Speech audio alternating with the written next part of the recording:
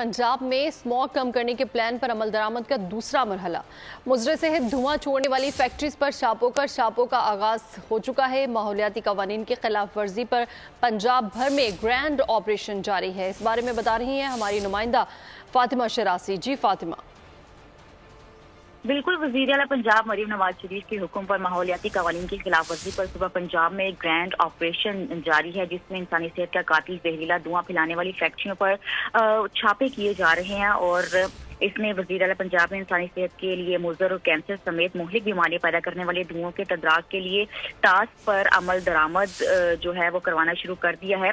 इसके अलावा जो है वो आने वाले दिनों में माहौलियाती आलूदगी, जहरीले मादों के खराज और स्मोक की वजह से बनने वाली फैक्ट्रियों के खिलाफ भी कार्रवाइयों का जो अमल है वो तेज हो जाएगा।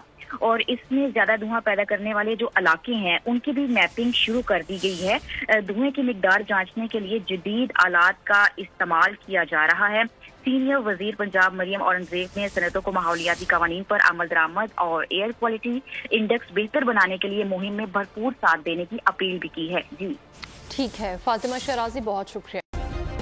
सब्सक्राइब करें और बेल दबाएं ताकि कोई खबर रह न जाए।